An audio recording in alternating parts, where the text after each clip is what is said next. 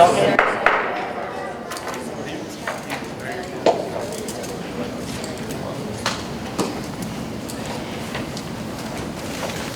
now call to order the October 21st, 2019 meeting of the New Caney Independent School District Board of Trustees.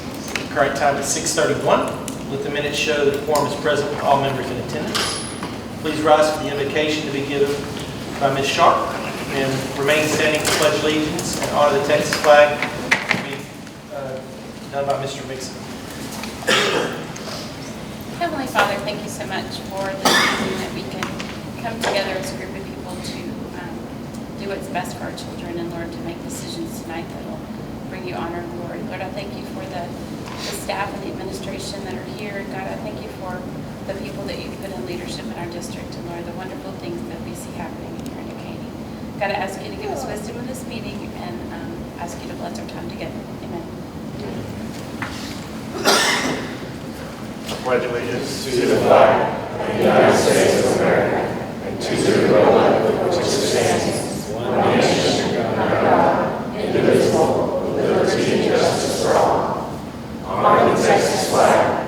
I pledge allegiance to these Texas, one state under God, one indivisible.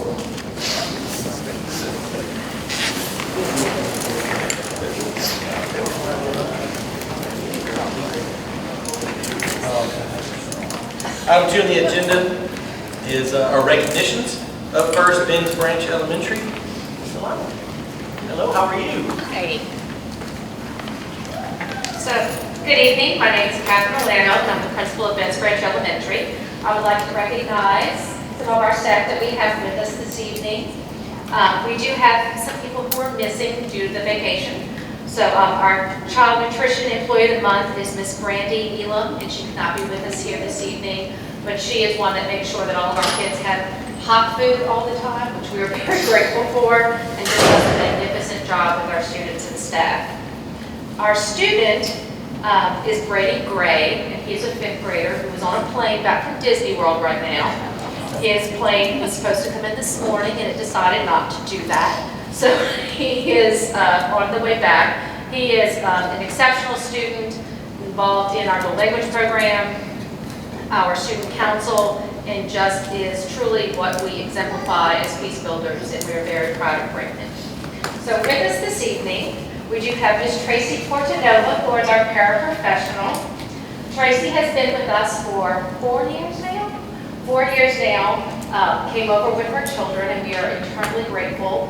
She has taken a very special interest and heart to our special ed students. She serves them, especially some of our children who are identified on the spectrum, and has really gone above and beyond, seeking out her own professional development to work with those kiddos, and is just a blessing to us and to our staff, and we are very grateful to her. Congratulations, Tracy.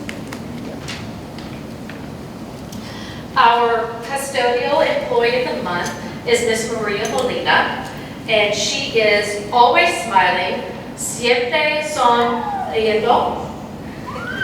She has the sweetest spirit, espíritu dulce, and is a very, very hard worker. Siempre trabajando. I'm trying. She has been at Ben's Branch as long as I've been there, and this smile is always there. Always there, no matter what she's doing, always smiling, always going out of her way, just the sweetest, sweetest person, and we could not survive without her, and we are so very grateful. Thank you, Ms. Maria. And lastly is our 1st grade teacher and team leader, Ms. Shauna Sykes. She is going to be our teacher from Ben's Branch Elementary. Shauna's been at Ben's Branch as long as I have, is 7 years now. And she deserves this recognition. And I have to tell you, Mr. Franklin, I got the better end of the deal, having this site. If I need anything as far as team support, anything, Shauna is the go-to person. Her team functions above and beyond. They exemplify everything we want, and that's due to her leadership. And I couldn't ask for a better teacher and leader on our campus, and we are very grateful for Ms. Shauna's site.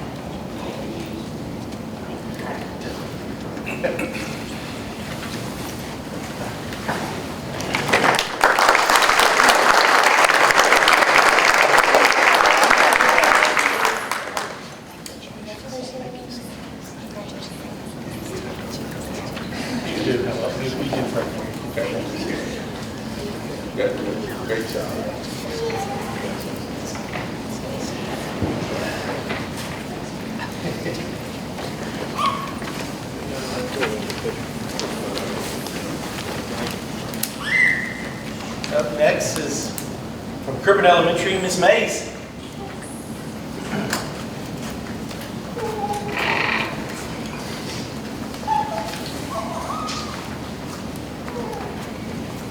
Thank you for the privilege of honoring these awesome Crippen astronauts. So first up, our student of the month, this is Rodolfo Gill. He is an outstanding young man. He's one of the sweetest students you'll ever meet. His kind heart shines through the smile of his face. He's a hard worker. He overcomes any challenges that he goes up against, and he does his best each and every day.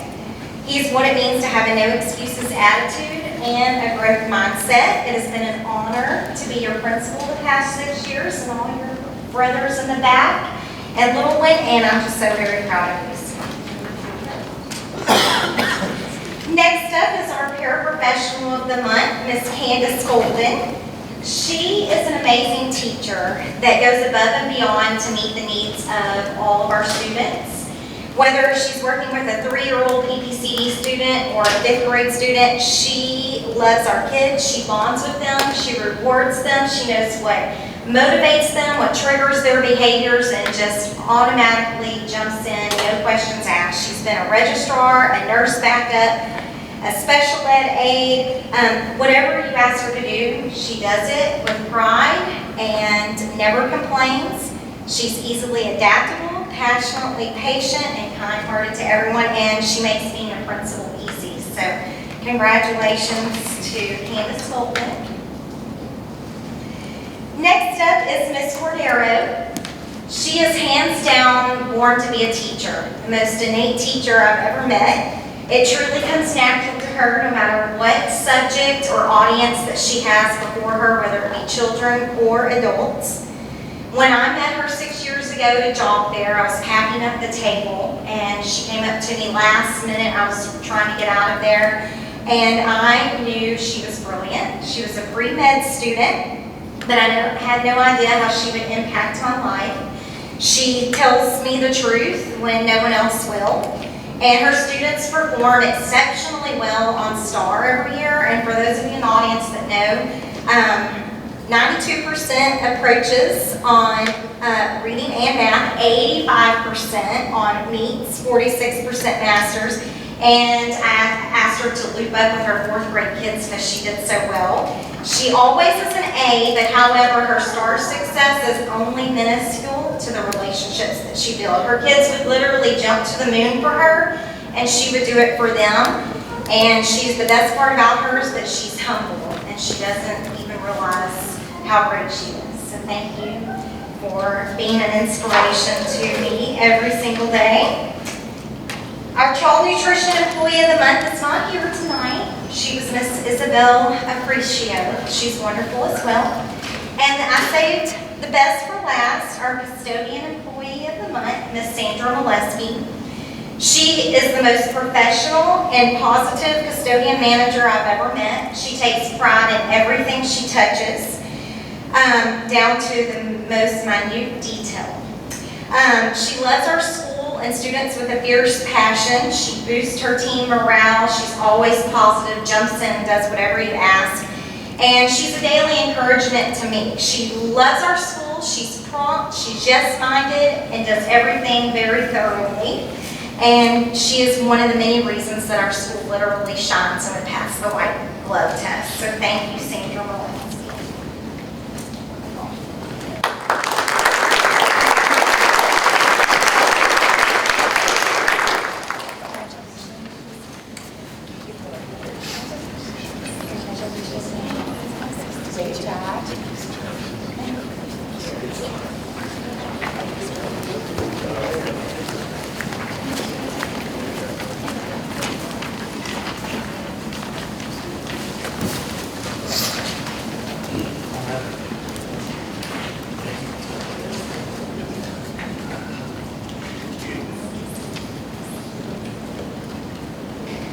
Okay, item 3 on the agenda is comprehensive high school number 3 report given by Miss Laura.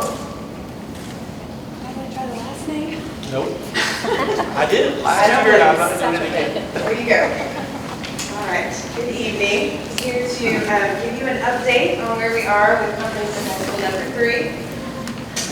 You guys have seen the site plan before. This is just in a little bit of detail. And let's see. Oh, there, okay. So as you can see, here's sorters on the east side of the site. The school faces towards Sorters Road, so that's going to be kind of the main presence there. There are conversations going on right now to the north of the site, whether or not this will be a public road that will be there. That's ongoing discussions. But either way, the main traffic flow will be that parents and visitors come through the front. Student parking is up this way. The buses will be coming around the back entry. And then you can see the field house is behind the school, and all the sports activities are kind of nicely arranged around the field house area.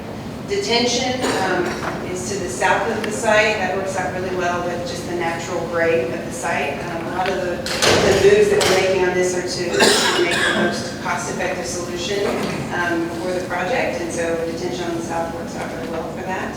And you can see that there is a courtyard in the middle of this, and we'll go into the floor plan in a little bit. But when we came to you to talk about the main design and the planning of this project, there was a lot of discussion about wellness and natural light in classrooms, and this courtyard makes that possible. Just similar to the room that we're in here now, you can see it's a much different environment. You've got a visual connection to the outside.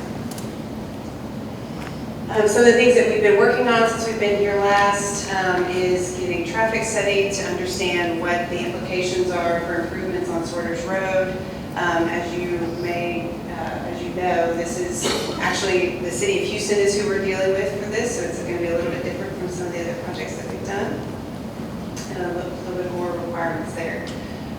In terms of the main building, just for the purposes of fitting this on the screen, we rotated it so this, what you see at the top of the page is actually facing Sorters, so just to not confuse you there. The main entry is up on the top, and what you see in kind of the reddish is the administration area. So you have your main entry sequence, administration, and then what you see in the yellow there, sorry, the pointer doesn't show very well, but the yellow is the library. So that's kind of at the heart of the school. It's one of the first things you experience when you come in. And then off in this teal color right here, those are your CTE programs. So we really wanted to highlight the special programs that are in this building and make it a place that kids are excited about, and get kids excited about the programs that you guys offer. So that's going to be highly visible up in the front. As you come down this way, the green is your commons and your cafeteria area. Fine arts is over here in the purple. And you can see the auditorium, band, choir, all those things are there. There's some additional CTEs that make sense. Those programs that need entrances to the outside, that have a little bit, need larger doors and all those kinds of things. So they're positioned there, and then you've got your athletics over here. So other important thing to mention is the auditorium and the gyms also have separate entries. So when you guys have events in the evening, as we all know, there's a lot that goes on at a high school after the regular school hours. You can have events where people are not going through the entire part of the school. So it helps from a security standpoint as well. And then when we go to the second floor, you'll see you've got classrooms on either side. That's what these blue are. You have additional CTE programs that are up on that second floor. Again, all of these are kind of surrounding that courtyard, so natural light into every single one of the classrooms. And then the auxiliary gym is actually positioned on the second floor over the locker rooms. That's a move that helps a lot with just the overall footprint of the building, and is also a cost-saving measure.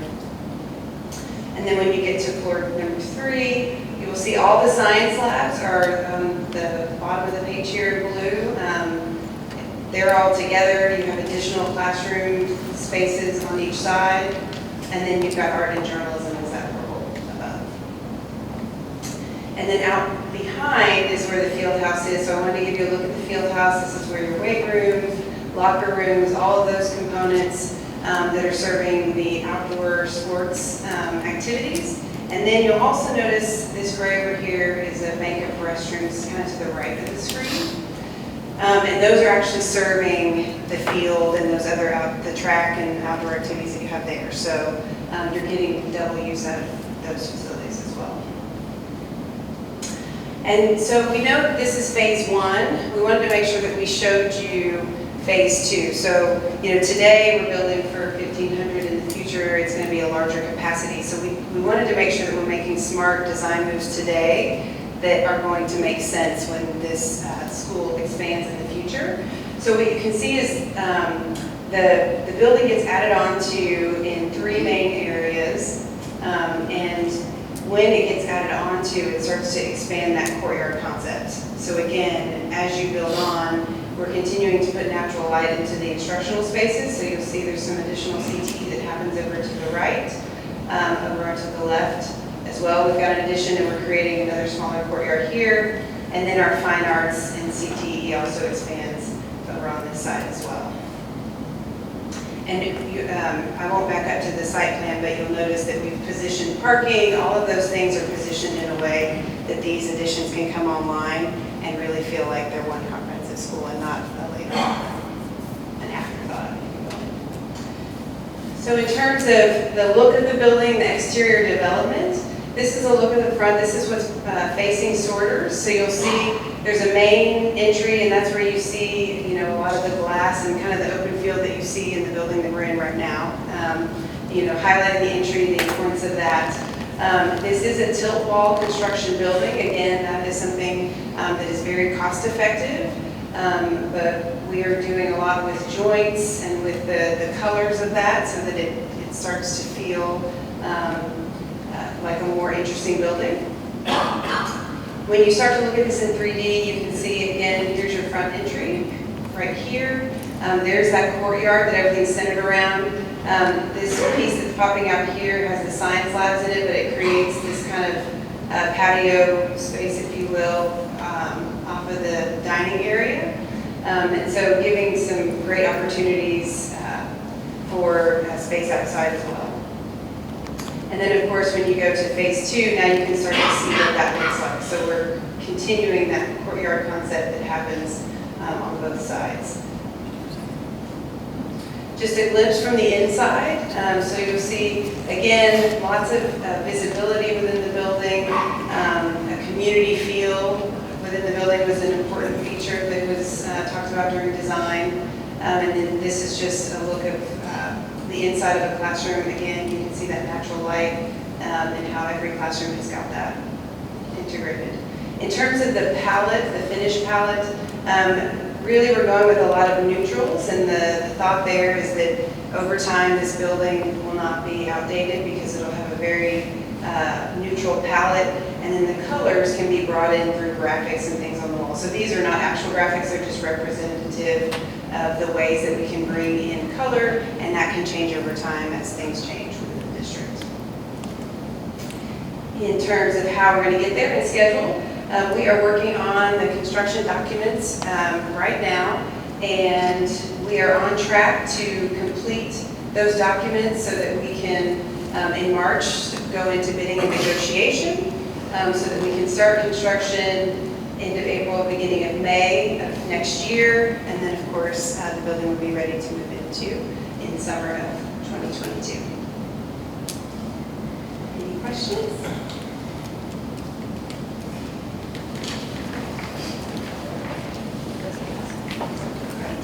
Thank you very much. Thank you.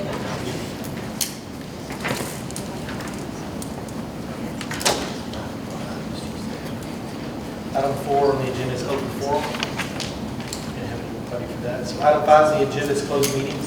The board will now meet in closed meeting under the authority of Texas Government Code 551.074. Purpose of personnel matters, Government Code 551.071. Returning consultation, Government Code 551.072. With a deliberation regarding the purchase, exchange, lease, or value of real property. Any action result in closed session discussion will take place after the board reconvenes in open meeting. Current time, 6:50.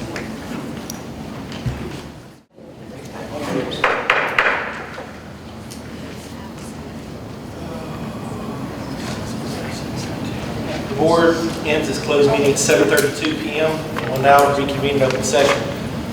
Item 6 Is reports or proposals from board members? It's me. So each year prior to November election, the board president is required to announce whether each board member has met the requirements for continuing education training required. I like to proudly say that all board members have met their training requirements for this year. Second thing is concerning the construction and facility planning committee that I'm on and Ty's on. A couple of things that we discussed in the last meeting that we had was obviously the wonderful flooding that we endured again. So we went over some of the things that happened at central office, obviously from Tropical Storm Imelda.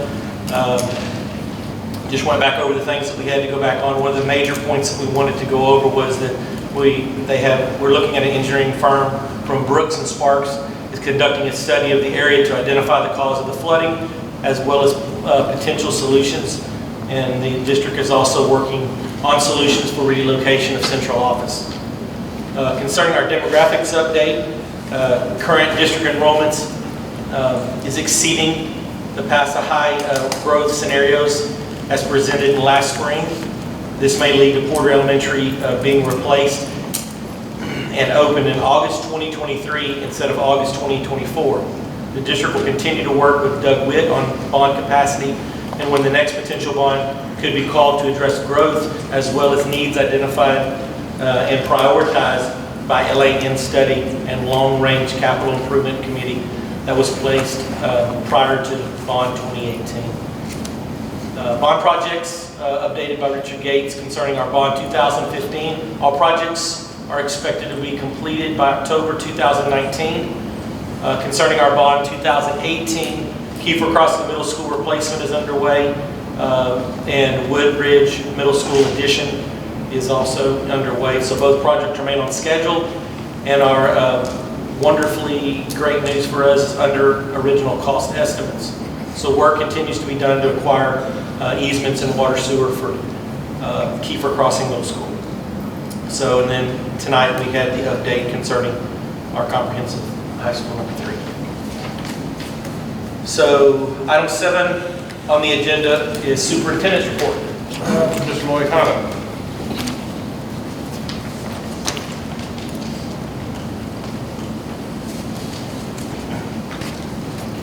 It's good to see everybody. Our energy management update, the cost avoidance for the past year was $585,105, or 15% reduction in usage compared to our baseline. Since 2010, the district has saved $7,125,000, which equals 21.1% energy usage under the management program. And I do have to thank the principals. I know we've had a record heat in the summer and starting the beginning of the year, and there's been some challenges, and I definitely want to thank the principals for hanging in there with us. Is there any questions? Thank you, David.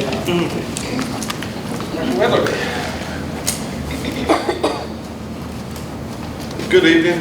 In your packets are included the proposed course guide for the 2020 and the 2021 school year. I know that seems far off, but it's really not, because our middle schools and high schools begin preparing for course selection now. And so we'll be doing course selection with our students and our parents beginning in January. And so if I had this year's edition and the proposed one that you have side by side, then I can see a lot of major differences. What we tried to do was simplify that and kind of put it in layman's terms for our parents and our students to make it really understandable for those that are the users and the consumers of the product. And also, we removed some of the tables and formulas that were included in that, partly, again, just for the ease factor and also for the accessibility factor that we have to abide by as far as the website is concerned. So what we're asking is that you approve those for the 2020 and the 2021 school year, so our schools can begin preparing for the course selection. Thank you.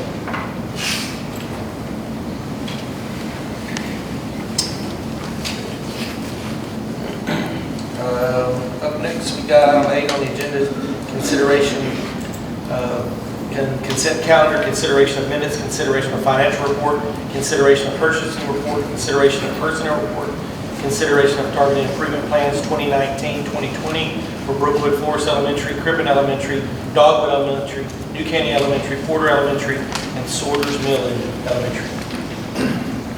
Are there any questions or further discussion? Is there a motion to approve the items on the consent calendar? Motion has been moved and seconded. There being no further discussion, a vote will be taken. All those in favor say aye. Motion is approved. Item 9 on the agenda is consideration of voluntary exit incentive agreement, New Caney ISD, presented by Mr. Freeman.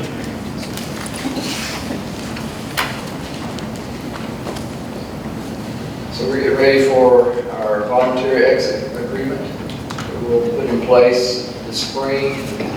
And like normal, we'll come back after the Christmas, New Year's holiday and begin on January the 6th, 2020. And that'll run through February the 28th. So pretty much 2 months will be the length of time for the 2019-2020 exit agreement.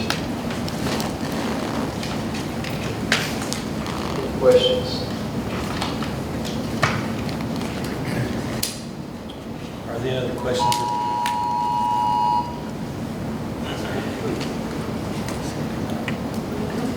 Are there any other questions or further discussion? Is there a motion to approve the voluntary exit incentive agreement? Motion has been moved and seconded. There being no further discussion, a vote will be taken. All those in favor say aye. Aye. Opposed is no. The motion is approved.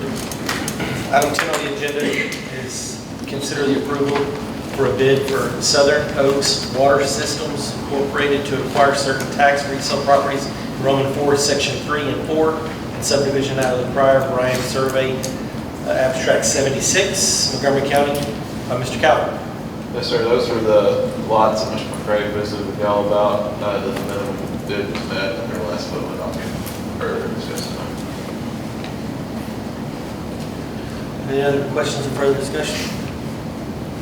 Is there a motion to approve the bid for Southern Oaks Water System, Inc. to acquire certain tax resale properties in Roman Forest, Section 3 and 4, and subdivision out of prior Bryan Survey, Abstract 76, Montgomery County, Texas?